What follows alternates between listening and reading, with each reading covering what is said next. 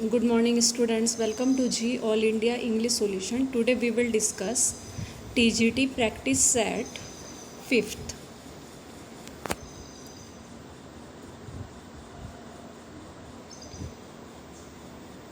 The part which tells something about the subject is known as predicate of the sentence.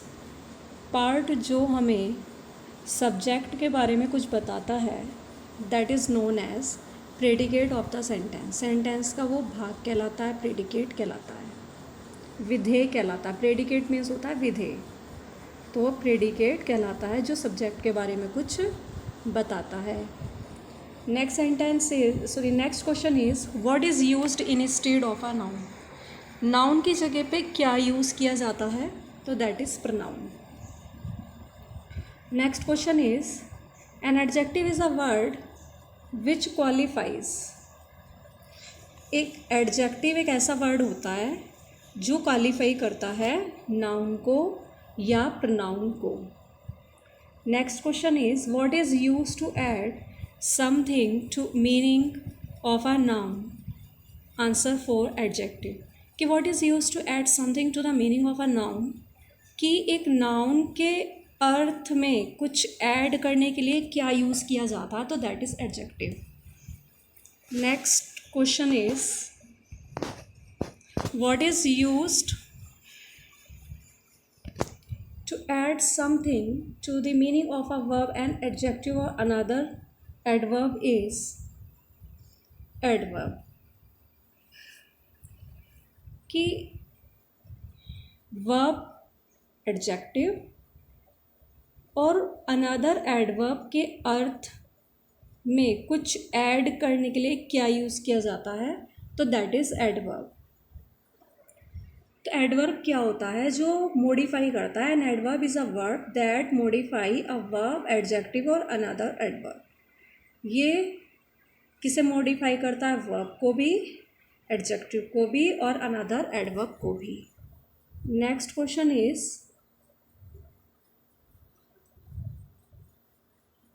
Julius Caesar used to write and debit personal experiences about epic battles. He is said to be the first memoirist. कि Julius Caesar use to write मतलब ये लिखने के लिए जो personal experience होते हैं, व्यक्तिगत अनुभव होते हैं, उन्हें लिखने के लिए और उन्हें डेबिट करने के लिए, जमा करने के लिए ये यूज़ किया जाता है. किसके बारे में, about epic battles, epic battles के बारे में. तो एपिक बैटल्स के बारे में पर्सनल एक्सपीरियंस को लिखने और डेबिट जमा करने के लिए जूलियस सीजर का यूज़ किया गया है. तो he is said to be the first. उसे जूलियस सीजर को पहला क्या कहा गया है, memoirist. Next question is Walden. Walden is a memoir of. Walden एक मेमोयर है किसका, हेनरी डेविड थोरो का. Walden is a memoir of Henry David Thoreau. Next question is who is famous for diaries and memoirs. Diaries और memoirs के लिए कौन प्रसिद्ध है, तो दैट इज सैमुअल पेपीज. तो who is famous for diaries and memoirs, तो answer is Samuel Pepys. Next question is whose letters are famous. किसके लेटर बहुत फेमस हैं, तो that is Paston family. Paston family letter are famous. तो whose letters are famous, तो Paston family. Question is this term is from the French for vanguard, new wave. This is, answer is avant garde. कि this term is from the French. ये जो term है ना, ये शब्द जो है ये फ्रेंच वर्ड से लिया गया है वैनगार्ड के लिए. और वैनगार्ड का मीन्स होता है न्यू वेव, मतलब नई लहर. दिस इज, तो ये कौन क्या है, avant garde. Next question is he lives in fame that died in virtue's cause. वह प्रसिद्धि में रहता है, he lives in fame that died in, और गुणों में ही, गुणों के कारण ही वो मर गया था. तो हु सेड एंड वेयर, किसने और कहाँ कहा था ये? तो that is Titus Andronicus Lucius at first scene first. Lucius says this in Titus Andronicus in act first scene first. Lucius ने ये टीटस एंड्रोनिकस प्ले में कहा था, एक्ट फर्स्ट सीन फर्स्ट में. That is written by William Shakespeare.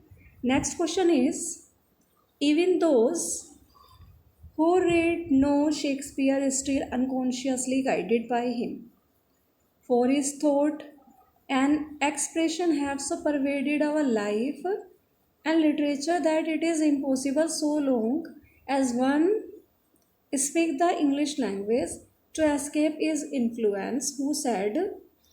Long.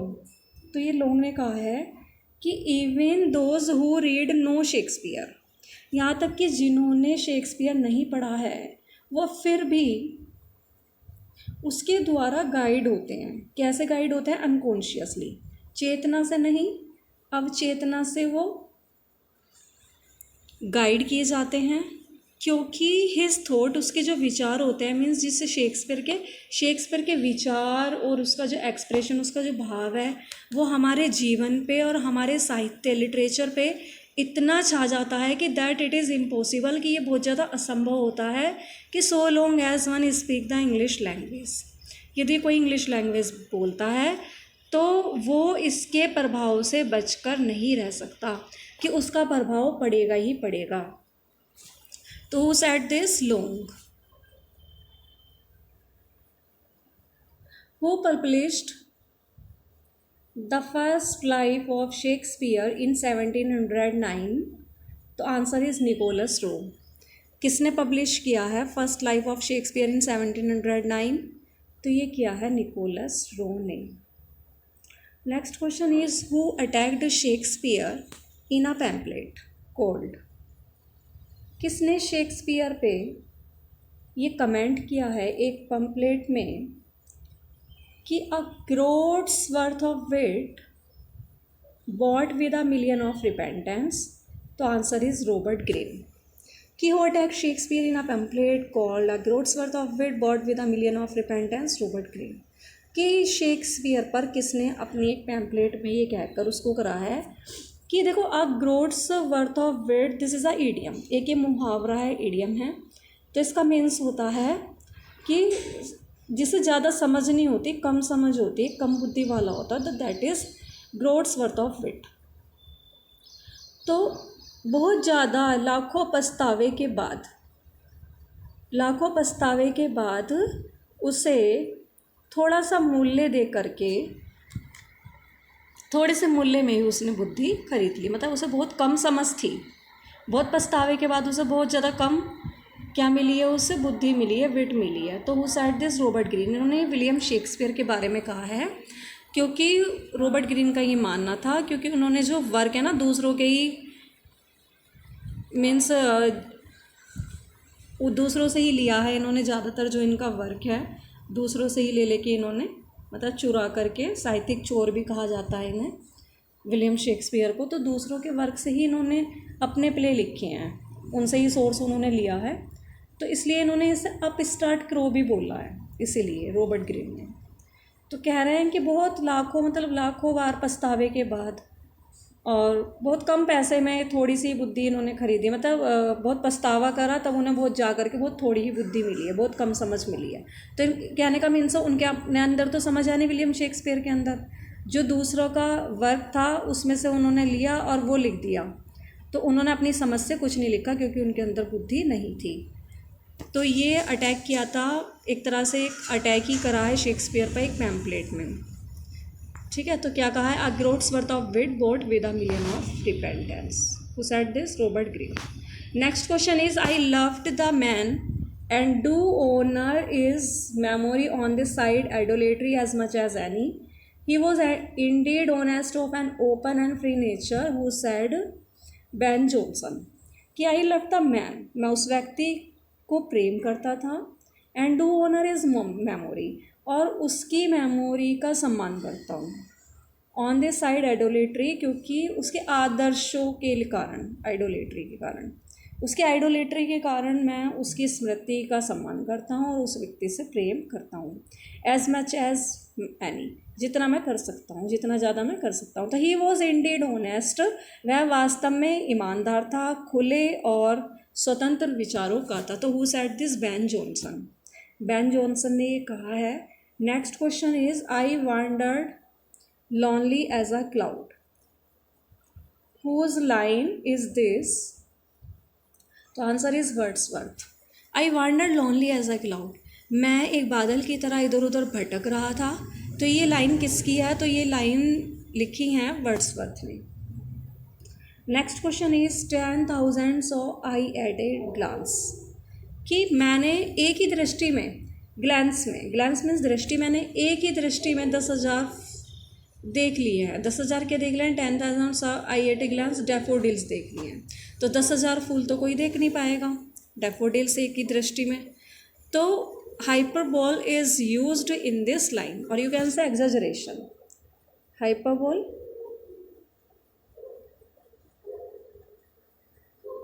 and you can say exaggeration.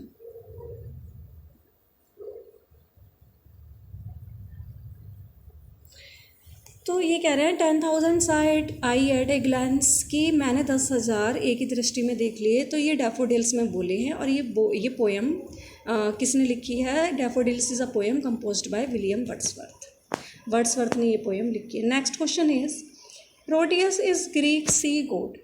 Proteus एक यूनानी समुद्री देवता है। Who can assume different shapes, जो विभिन्न प्रकार के आकारों को धारण करता है। The other Greek sea god is Triton, जो दूसरा ग्रीक सी गॉड है वो कौन है? Triton. Who rises with his sponge, जो अपने शंख के साथ उठता है। जब वो समुद्र में से निकलता है तो वो किसके साथ निकलता है? कॉन्च के साथ, अपने शंख को हाथ में लिए हुए निकलता है। Which he blows in order to calm down in the waves, जिसे वह लहरों को शांत करने के लिए बजाता है। तो where do this two, this is two, TWO, two god appear in Wordsworth. तो वर्ड्सवर्थ के कौन से वर्क में दिखाई देते हैं? तो the world is too much with us में। तो the world is too much with us, इस पोएम में ये वर्ड्सवर्थ की ये दोनों गॉड दिखाई देते हैं। तो अस में यहाँ लिख लेना। Next question is the sea that bears her bosom to the moon. This line is in the world is too much with us, कि जो समुद्र होता है वो मून के समक्ष, चंद्रमा के समक्ष अपने वक्षस्थल को बेयर कर देता है, नग्न करता है। तो this line is in the world is too much with us. Next question is who has described the paradise lost as the dream of a Puritan fallen asleep over his Bible? कि किसने describe किया है, किसने paradise lost को ये वर्णन किया है कि ये एक तरह से पैराडाइज लोस्ट एक सपना है, एक सपने की तरह है। किसका सपना? प्योरिटन की तरह। जो प्योरिटन थे और वो कैसे हो गए हैं? फॉल हो गए हैं, उनका पतन हो गया है। और एस्लीप ओवर हिज बाइबिल, अपने बाइबिल के ऊपर वो क्या हो गए हैं? वो मतलब बाइबिल को तो उन्होंने बंद ही कर दिया और वो क्या हो गए हैं? एस्लीप हो गए हैं, फॉल हो गए हैं। तो who has described the Paradise Lost as the dream of a Puritan fallen asleep over his Bible. तो who said this? Lamartine. Next question is the abilities of the poet are the inspired gift of God rarely bestowed. Who said? कि the abilities of the poet, poet की जो abilities होती है, योग्यताएं होती हैं, वो God के द्वारा दिया हुआ, बेस्टोड प्रदान किया हुआ प्रेरित उपहार होता है। तो जो पोएट होते हैं उनके अंदर जो योग्यता होती है लिखने की, वो ईश्वर के द्वारा दिया हुआ, प्रदान किया हुआ उपहार होता है। तो who said this? Milton.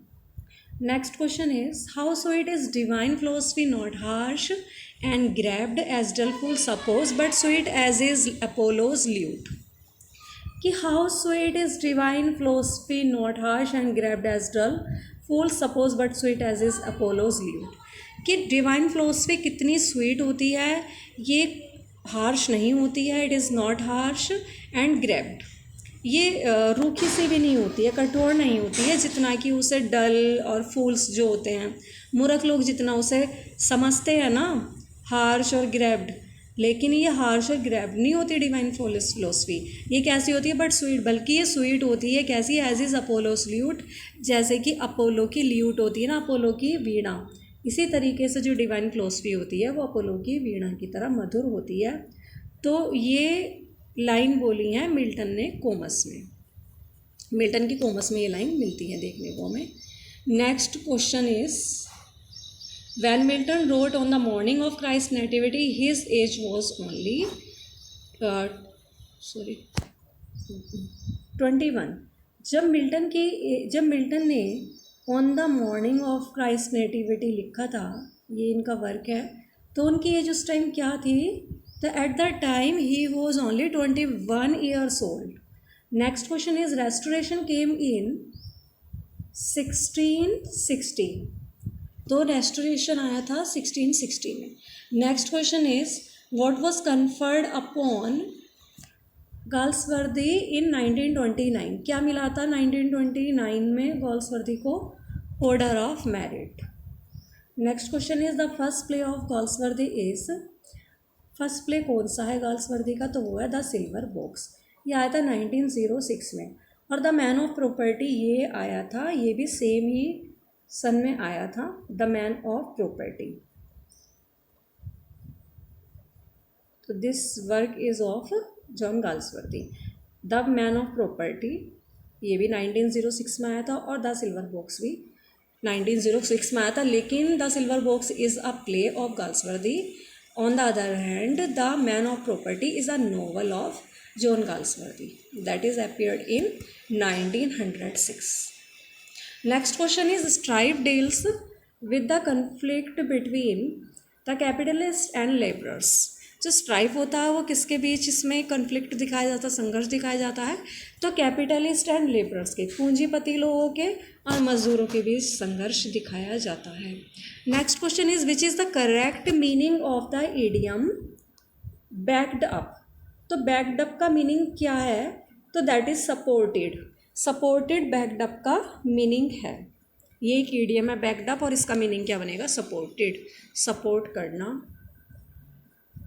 Next question is, the meaning of the idiom come about. Come about ये एक इडियम है, तो देखो हम वैसे देखेंगे तो कम मीन्स आना और अबाउट मीन्स के बारे में, तो ये तो होगा नहीं इसका मीन्स, लेकिन कम अबाउट का मीन्स होता है हैपन। तो the meaning of the idiom come about is happen, घटित होना, happen. Next question is, a room for the display of works of art. तो आंसर इज गैलरी। एक ऐसा रूम जिसमें आर्ट के जो वर्क्स होते हैं, आर्ट के जो वर्क्स बने होते हैं और उन्हें दिखाने के लिए एक रूम होता है, डिस्प्ले करने के लिए उन्हें, तो उसे क्या कहा जाता है? That is called gallery. Thanks for watching this video, please like, subscribe and share.